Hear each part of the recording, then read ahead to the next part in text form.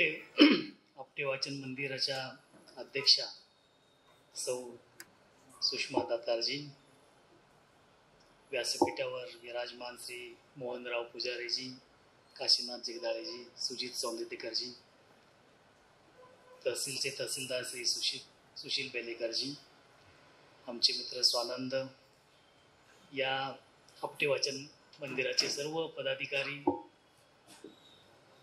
आपण सर्व जे वाचनप्रेमी आहात, सर्व वाचनप्रेमी, आपण आपटे वाचन मंदिरासाठी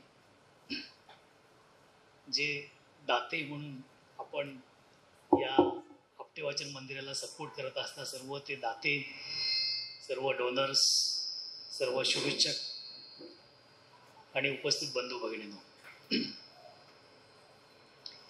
मी खरं तर स्वानंदला फोन केला होता की मी 3 दिवसाच्या दौऱ्यावर आहे, सांगली जिल्ह्याला प्रमुख दौरा आहे आणि मग इचलकरंजीमध्ये सुद्धा जवळ आलो की इचलकरंजीला येतो, लोकांना भेटतो आणि मग कोल्हापूरला जाऊन कोल्हापुरातून ट्रेन पकडतो. तर माझ्याकडे शनिवार दिवस आहे, तर त्यावेळी मी आपटे वाचन मंदिराला भेट द्यायला येऊ शकतो.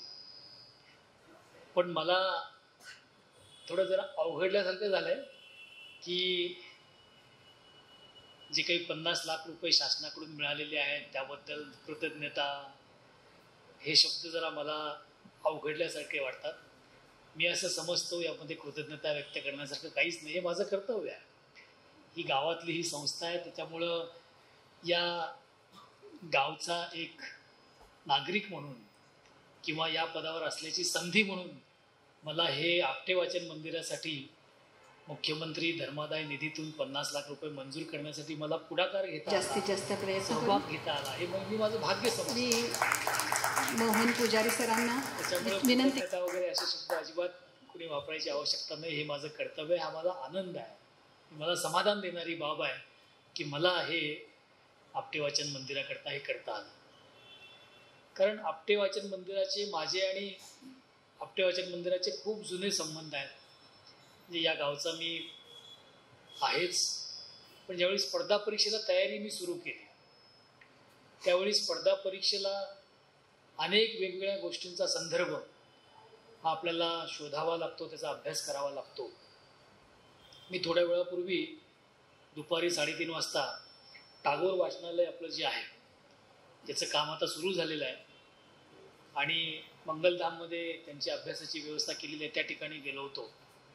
त्या ठिकाणी विद्यार्थ्यांशी जे स्पर्धा परीक्षा तयारी करतायत त्यांच्याशी हितगुज साधले.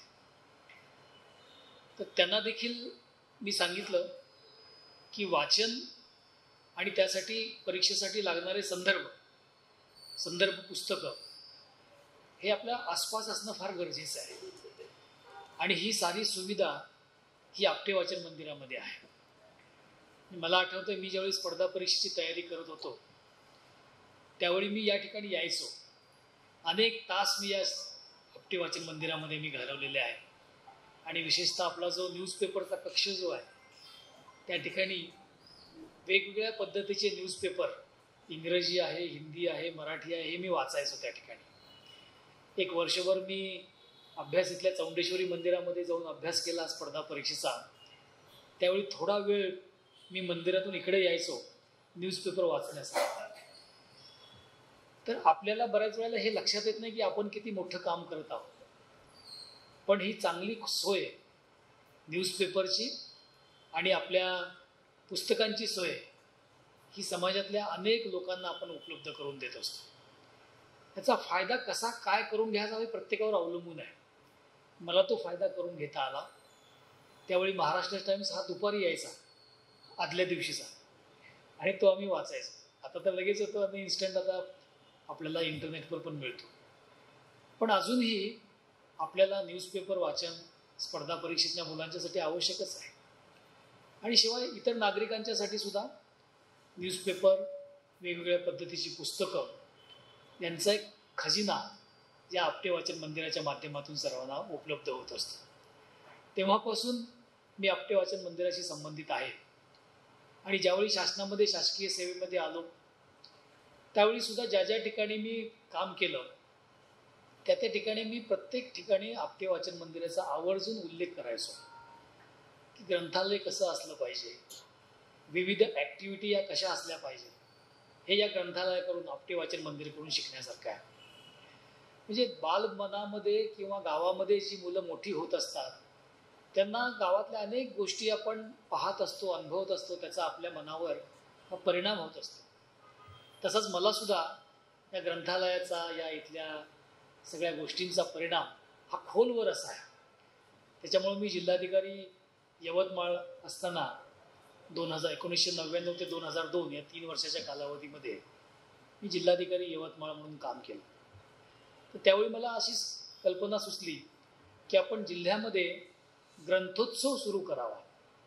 म्हणून तेव्हा त्या यवतमाळ शहरामध्ये जो सुरू केलेला ग्रंथोत्सव जो आहे, महाराष्ट्रातले सर्व प्रकाशकांना आम्ही बोलावलं आणि 3 दिवसाचा ग्रंथांचा उत्सव आम्ही त्या ठिकाणी साजरा करायला सुरुवात केली. अनेक लेखकांना बोलवलं, 3 दिवसामध्ये व्याख्यानं ठेवली आणि पुस्तक प्रदर्शनी आणि विक्री असं ते प्रकाशकांना ठेवता आलं. प्रचंड प्रतिसाद पहिल्याच वर्षी लाभला आणि तेव्हापासून ते आजपर्यंत तो ग्रंथोत्सव यवतमाळमध्ये अखंड नियमितपणे सुरू आहे.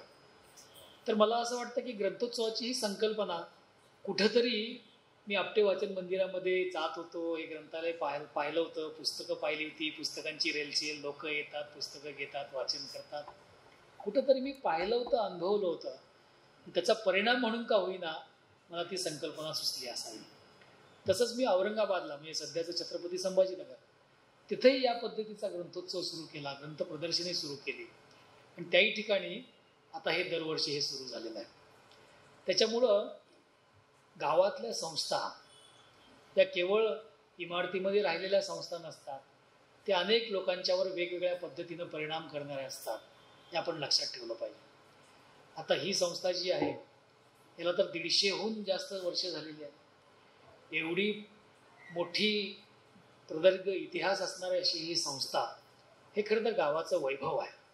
त्याच्यामुळं मला असं नेहमी वाटतं गावातल्या सर्व लोकांनी, आता आमचे सासरेबुवा सुद्धा या ठिकाणी, विठ्ठल डाके साहेब या ठिकाणी आहेत, आमच्या सासूबाई देखील या ठिकाणी आहेत, अनेक उद्योजक आहेत, अनेक या गावातले दानशूर व्यक्ती आहेत.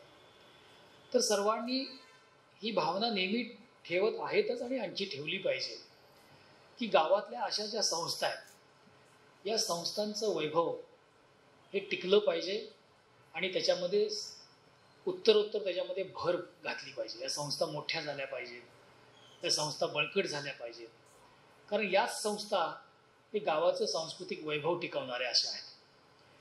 कोणतंही गाव हे केवळ आर्थिक प्रगती झालं म्हणजे ते प्रगत गाव असं मानलं जात नाही. त्या गावाचा सर्वांगीण विकास झाला पाहिजे. सर्व क्षेत्र, ते गाव शिक्षणामध्ये चांगलं असलं पाहिजे, आरोग्याच्या सुविधा उत्तम असल्या पाहिजेत, सांस्कृतिक क्षेत्रामध्ये वेगवेगळे जे कंगोरे जे आहेत ते सगळे लोकांच्या समोर आले पाहिजे, लोकांनी त्याचा अनुभव घेतला पाहिजे, उद्योगामध्ये पाहिजे, शैक्षणिक किंवा प्रशासकीय क्षेत्रामध्ये प्रशिक्षण देणाऱ्या संस्था असल्या पाहिजेत.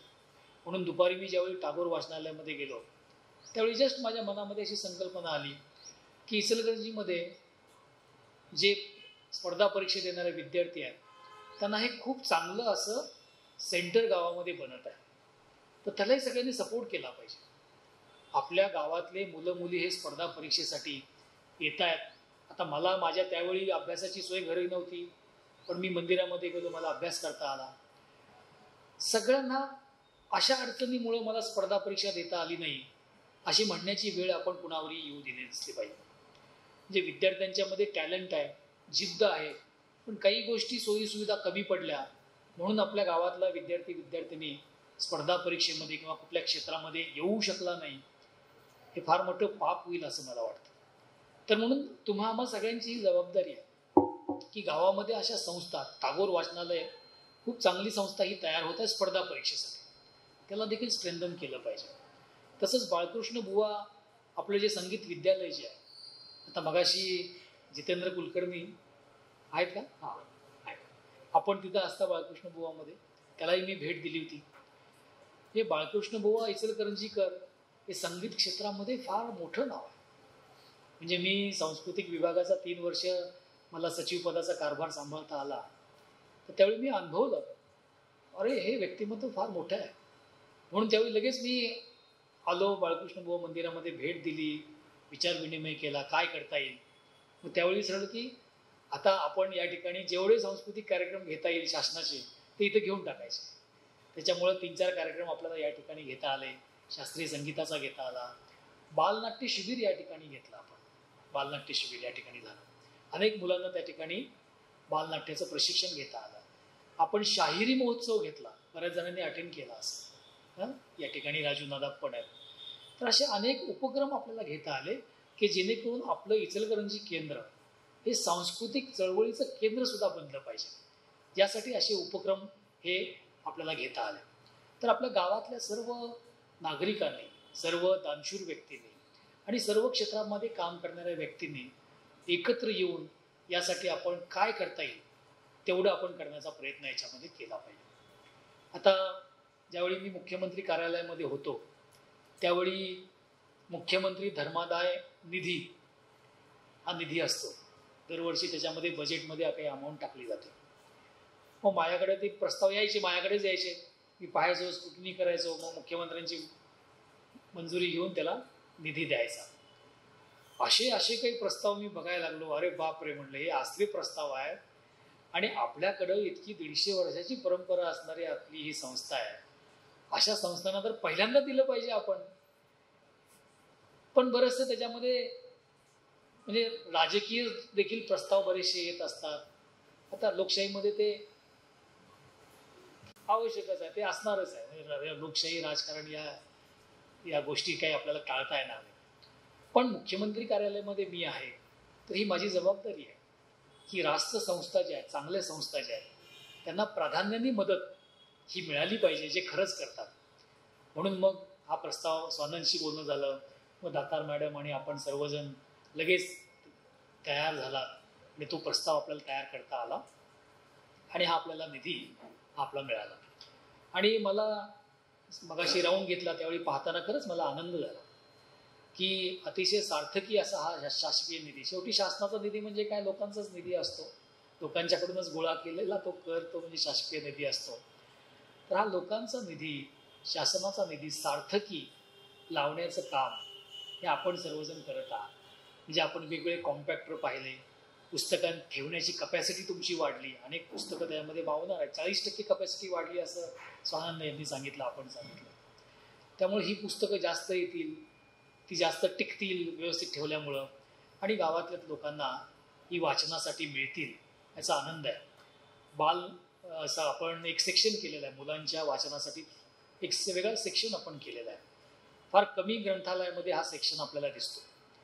तर तो देखील आपण या ठिकाणी केलेला आहे. असे अनेक उपक्रम आपण मगाशी सांगितलं की फिरतं ग्रंथालय आपण सुरू केलेलं आहे. महाराष्ट्र या इचलकरंजी महापालिकेच्या शाळांच्यामध्ये आपण पुस्तके घेऊन जाता, तिथं आपण महिनाभर ठेवता. असे वेगवेगळे उपक्रम आपण करत आहात. त्याच्यामुळं शासकीय निधीचा सदुपयोग होतोय म्हटल्यानंतर आम्हाला आनंद होतो.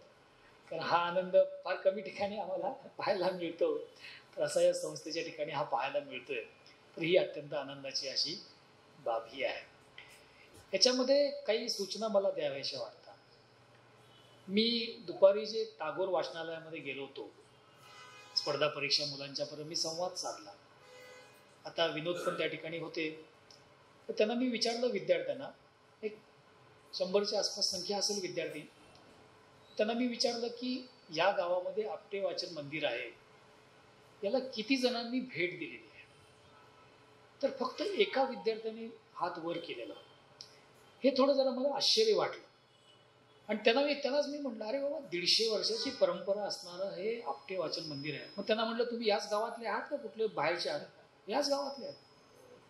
याच गावातले ग्रॅज्युएट झालेले मुलं मुली स्पर्धा परीक्षेची तयारी करतायत आणि त्यांनी आपटे वाचन मंदिराला भेट दिली नाही किंवा त्याचा उपयोग करून घेतला नाही, हे मला आश्चर्य वाटलं. आता हा प्रसंग थोडा आत्मचिंतनाचा देखील आहे. आता ही चूक आपटे वाचन मंदिराची आहे का त्या विद्यार्थ्यांची आहे, हा आपल्याला विचार करावा लागेल. तर विद्यार्थ्यांना मी सांगितलं, तुम्ही आपल्याला पुस्तकं जी आहेत ही पुस्तकं चांगले दर्जेदार मिळू शकतील, आपण भेट द्या. त्यातले काही भेट देतील पण पण आपण आता विचार आपल्याला करावा लागेल की आपण यासाठी काय करू शकतो. आपण वेगवेगळ्या शाळांच्या मध्ये जाऊ शकतो का, किंवा शाळांच्या शिक्षकांना इकडे बोलवू शकतो का, त्यांचं काही शिबिरं घेऊ शकतो का. विशेषतः महाविद्यालय आपल्या गावामध्ये जी आहेत, arts, science, commerce, engineering, law college पण आता सुरू केलेलं आहे.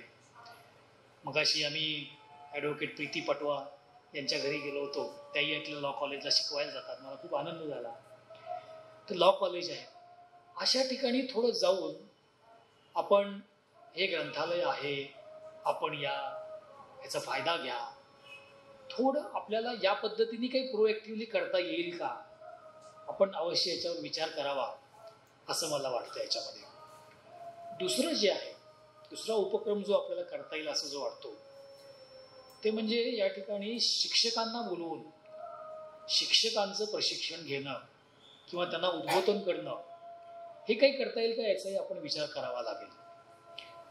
आता हे शिक्षकांच्यासाठी मी का सांगतो, वाचन संस्कृती आपल्याला वाढवायची असेल तर ही वाचनाची आवड आपल्याला शालेय विद्यार्थी जीवनापासून विद्यार्थ्यांना करावी लागेल.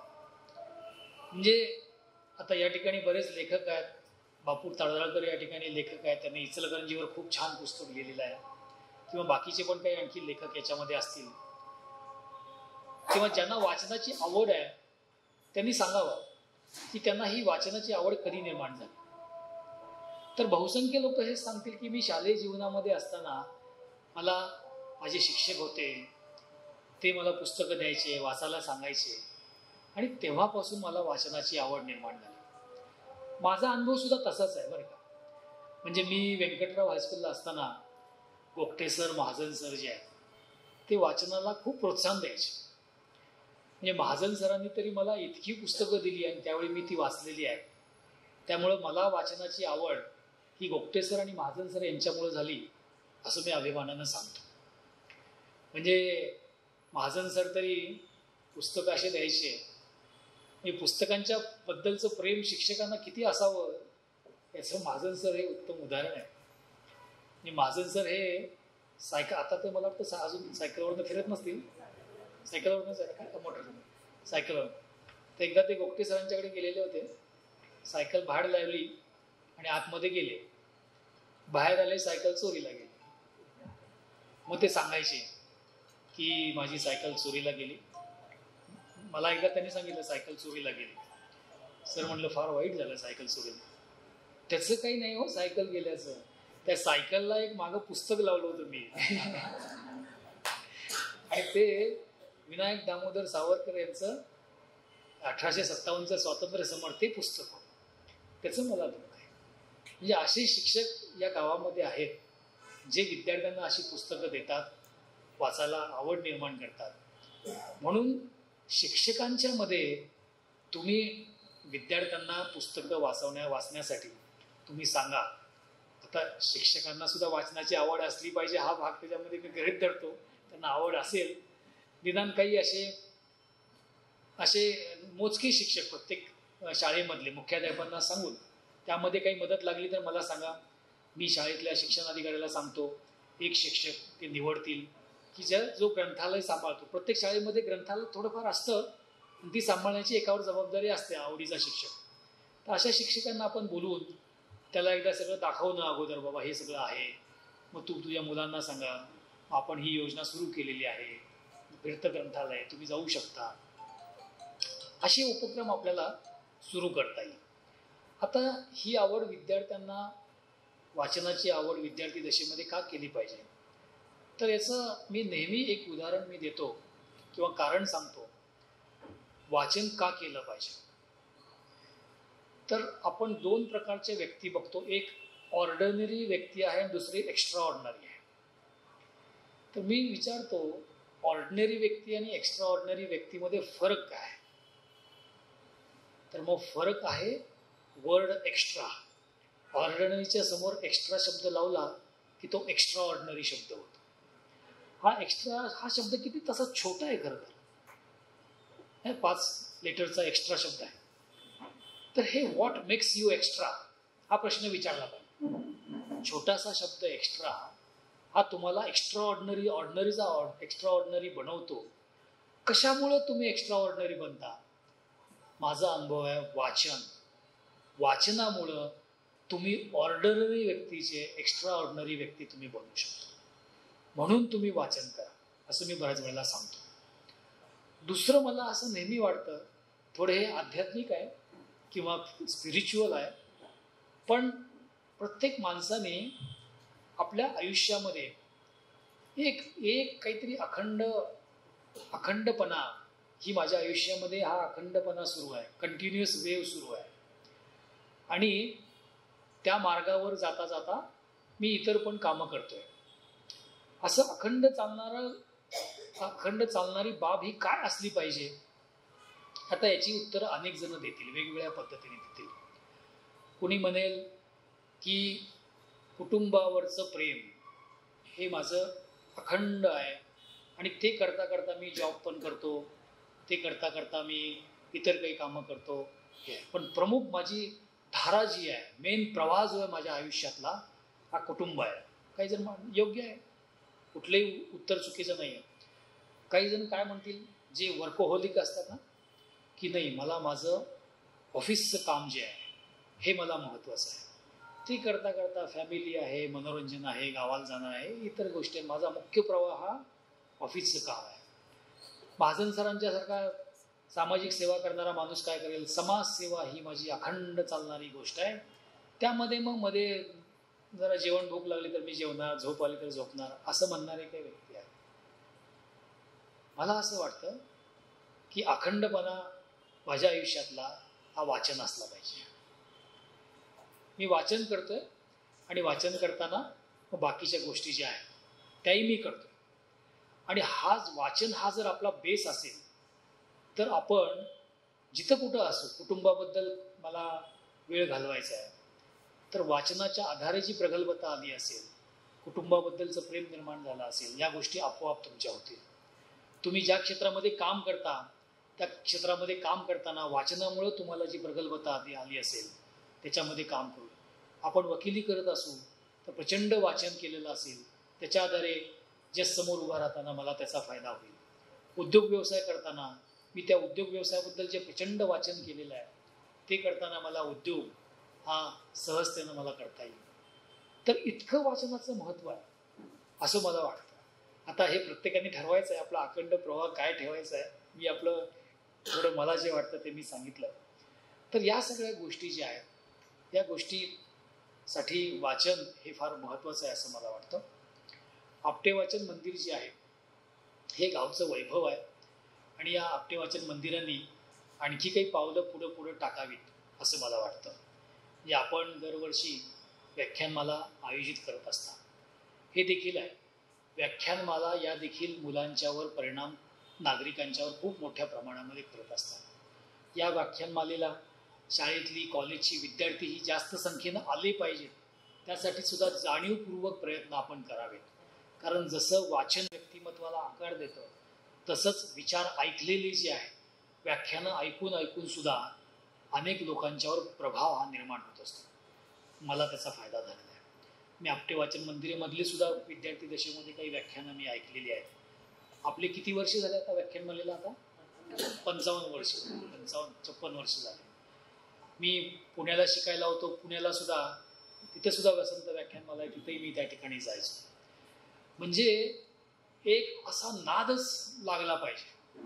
लोकांना नाद वेगवेगळ्या प्रकारचे असतात, पण काही असे नाद, चांगले नाद, अभ्यासाचा नाद, वाचनाचा नाद, व्याख्यानं ऐकण्याचा नाद, हे जर आपल्याला लागले, हे विद्यार्थी दशेमध्ये जर आपल्याला लावता आले तर त्याचा परिणाम चिरकाल असतो.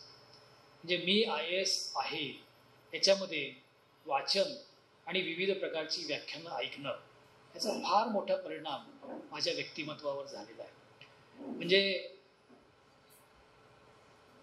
अनेक व्याख्यानामधून, वाचनामधून मी ऐकलं होतं की आपले इतिहासाचं वाचन करताना, इतिहासाबद्दल व्याख्यानं ऐकताना की सुरेंद्रनाथ बॅनर्जी किंवा आपले योगी अरविंद यांनी ICS परीक्षा दिलेली होती त्यावेळेस. म्हणजे पूर्वी IASला ICS असं, इंडियन सिव्हिल सर्व्हिस असं म्हणायचे.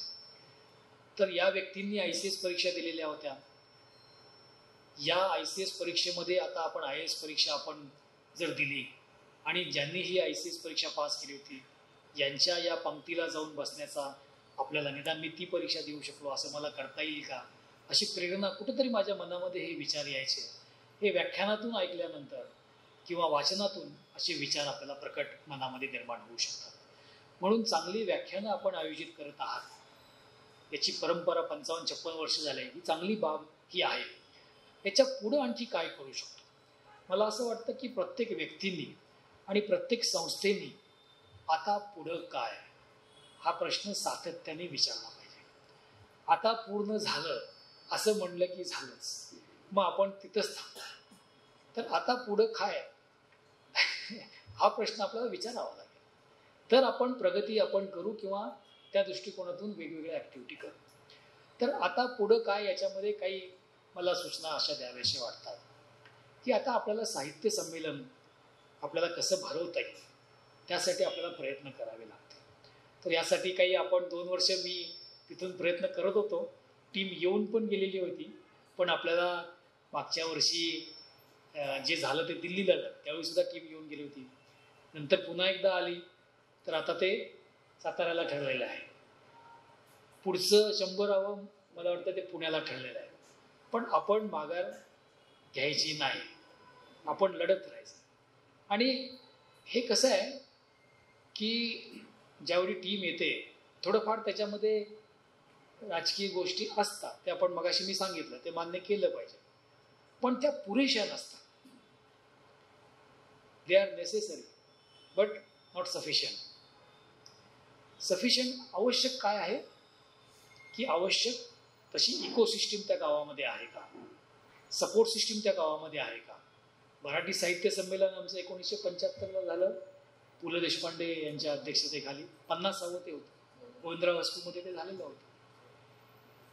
तर आपल्याला पुढचं साहित्य संमेलन हे या ठिकाणी भरवता येईल का, आणि त्या ठिकाणी मग आपटे वाचन मंदिर आणि इतर अनेक संस्था या ठिकाणी आहेत, चांगल्या बँका आहेत, सहकारी संस्था आहेत, सगळे लोक येतील याच्यामध्ये. आपल्याला मग ती जबाबदारी घ्यावी लागते. 3 दिवसाचं अधिवेशन, त्याच्या मागं मग आपल्याला वर्षभर तयारी करावी लागते. पण त्याचा फायदा किती होईल? अनेक गावातले राज्यातले साहित्यिक कवी या ठिकाणी येतील, ते राहतील या ठिकाणी. या ठिकाणी 3 दिवस साहित्यिक मेजवानी असेल आपल्याला, आणि त्याचा फायदा आपल्याच गावातल्या लोकांना एक चांगलं सांस्कृतिक वातावरण निर्माण करण्यासाठी होईल. त्याच्यामुळं पुढं काय याचं उत्तर, याच्यामध्ये साहित्य संमेलन आपण भरवण्यासाठी पुढाकार घ्यायचा हे, आणि मदतीचे हात निश्चितपणे आपल्याला येतीलच याच्यामध्ये. तर हे एक मला वाटतं. याशिवाय आणखी काही आपण सर्व संचालक मंडळ आपण जे आहात, आपण याच्यामध्ये विचार करावा. आणखी काही गोष्टी असतील त्या देखील आपल्याला करता येतील. आणि या सर्व आपल्या पुढाकारासाठी, नवीन नवीन गोष्टीसाठी माझ्याकडून काय अपेक्षा असेल, मी सर्वात पुढं आघाडीवर राहील की आपल्याला आपल्यासोबत काम करायचं. पुढाकार घेऊन मी काम करेन, मला आवडेल ते. कारण या गावामध्ये सर्व हे गाव, आपलं गाव जे आहे, सर्व क्षेत्रामध्ये पुढं जावं अशी माझी इच्छा आहे. याच्यामध्ये बाळकृष्ण बुवा इचलकरंजीकर आपलं जे केंद्र आहे ते देखील आपल्याला आणखी पुढं न्यायचं आहे. मागं आलो होतो आपण, कार्यक्रम काही घेतले आपल्यासोबत, पण आता पुढं काय हा प्रश्न आपल्याला देखील विचारावा लागेल. तसं आपले क्लासेस काही सुरू असतील, आणखी आपल्याला काय करता येईल, त्यासाठी काही शासनाच्या योजना असतात. जसं आपण आपले वाचन मंदिराला अनुदान देऊ शकलो मुख्यमंत्री सहाय्यताने, आपली देखील ट्रस्ट आहे. मागे मी आपल्याकडे आलो होतो त्यावेळी काही आपण सांगितलं, काही आपले धर्मादाय आयुक्ताकडे काही प्रश्न आणि बाकी अगोदरचे विश्वस्त नावं बदलणं असे काही काही इश्यूज आहेत, ते आपण पूर्ण करावेत. त्याही संस्थेसाठी आपल्याला काय करता येईल ते आपण निश्चितपणे करावं लागेल. आणखी एक मला असं वाटतं की या गावातल्या अशा चांगल्या संस्था ज्या आहेत, या संस्थांनी एकत्र येऊन एक व्यासपीठ बनवण्याची गरज आहे की साहित्य क्षेत्रामध्ये मधल्या ज्या ज्या गोष्टी आहेत, मग आपटे वाचन मंदिर आहे, बाळकृष्ण बुवा आहे, शैक्षणिक चांगल्या संस्था असतील किंवा इतर क्षेत्रामध्ये या रिलेटेड भाषाविषयक काही गोष्टी असतील, तर या सगळ्यांनी एकत्र एका व्यासपीठावर येण्याची गरज आहे. त्यांच्यामध्ये आदानप्रदान करण्याची गरज आहे. आणि एकत्रित आपण काय करता येईल. नेहमी एकत्र येऊन काम केलं पाहिजे आपण, असं मला वाटतं. आयसोलेशननी काम करू नये. आयसोलेशननी काम केलं तर आपल्याला प्रयत्नामध्ये यश मिळेल, पण त्याची व्याप्ती आपल्याला वाढवता येणार नाही. एकत्र काम करण्यासाठी मी नेहमी गणिताचं उदाहरण देत असतो.